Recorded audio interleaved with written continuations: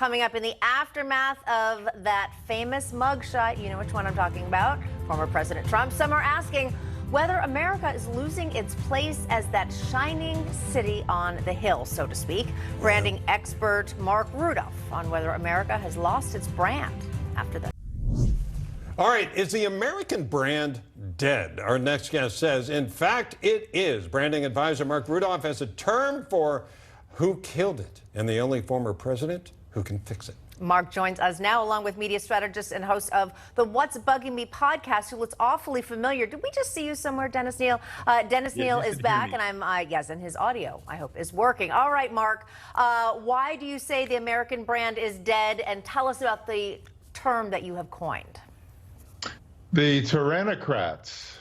That's Joe Biden and his gang, the tyrannocrats, because they practice tyranny. Yes, the brand used to be about prosperity and liberty and justice, and now it's poverty and tyranny and iniquity. That's what we have now. And last night, the mugshot of Donald Trump down in Atlanta was really the last straw. The world leaders around the globe are laughing at this country. As you said in the tease, we used to be a shining city on the hill, and now we're a dumpster fire. So the only thing I have to say is that rigged elections have consequences. Okay, now, just to make clear, we believe that the election results were certified, that Joe Biden won. So, Dennis, your thoughts here. It is interesting that immediately the former president came out with a mug on a mugshot and T-shirts, and he's raising money off of it, trying to twist this around into a positive thing for himself. Trump is an amazing master of jujitsu, where instead of kicking, blocking, stopping, you harness that energy, you push it into a new direction. I looked at that mugshot, and if you're Trump, I guarantee you he was thinking for a while, what do I want my face to be on this thing that will be seen by hundreds of millions of people? And look at that badass face. He's angry, and he's saying America should be angry too.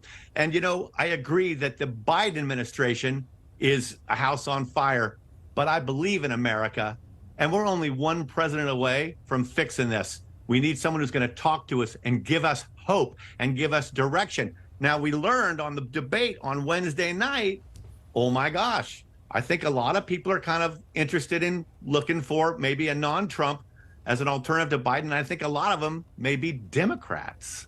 What do you think about that, Marc? Well, I don't think there's anybody who was on that stage who can turn this country around. I think only Donald Trump can, as I said in my tweet.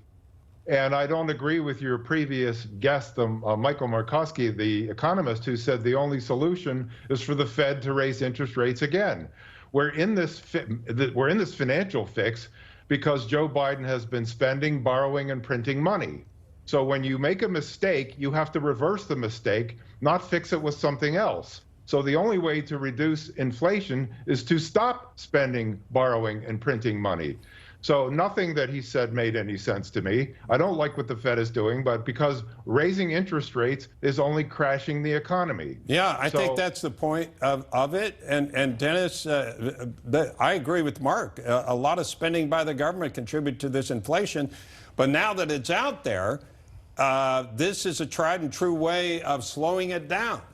I don't agree. Hang on, Marc. Hang on, Marc, hang on. Go ahead, Dennis. The government spending was the sole cause of inflation, a flood of new dollars created out of nowhere. Let's also remember, though, that President Trump, and I love him, was the highest spending president of all time, okay, because of COVID, et cetera. So he spent trillions. Realism will have to just make it up later. The problem was now the Democrats went on top of that and without a crisis added to it. And so, yeah, it's crushing us. The government spending. A lot of Trump's spending was on the military, which was in bad need of being fixed. So that was part of it. And then COVID hit right in the middle of his presidency. So you can't really blame him for that. Yeah.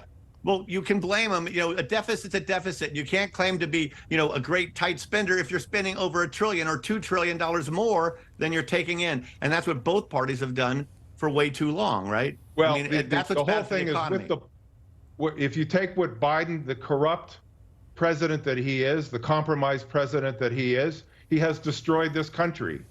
He has really destroyed it, and look, that's why I I'm dislike saying Biden intensely, that but our brand is dead. it's just way too much Sarah Bernhard to say he's destroyed this country. America is stronger than that. We're stronger than any one politician on any side. And to wring your hands and say America has destroyed the country, well, then why should we try doing anything at all? Oh my God! I didn't say we shouldn't try. It's overdone. Dennis, Stop with that. Go to any blue city. Go to any blue city, and all you see are people on the ground with needles in their arms. Poverty everywhere. Right. Business is moving out. Give me a break. The country's brand is destroyed. That means that America is destroyed because you see some footage from San Francisco. America is destroyed because we see bad footage from Portland, Oregon. Those are the worst places, and they are the blue cities. But there's a whole America out there in Luke Combs' song and in Oliver Anthony's song that wants a great America. We're not being destroyed. Let's put aside the hyperbole for a little bit. Potential energy doesn't mean it. Hey, potential energy doesn't mean anything. Only kinetic energy does. And if we don't do something, then all of the singing of praises that you're doing is meaningless. All right. Well, let's just hope that. Okay, let's leave it there, gentlemen. I think we all agree too much government spending. 100%. A faith and free enterprise. I think we agree on that. And the hopefulness that can help us into the future, get this country back on track and be that shining city on the hill. And no leadership to be seen. Okay, we're going to leave it there on a positive note. I'll try to show you how to do that. We're trying to see that shining city on the hill once again. And Marc Rudolph, Dennis Neal, thank you so much for being with us. Appreciate it. We will Have be a great back. day, guys.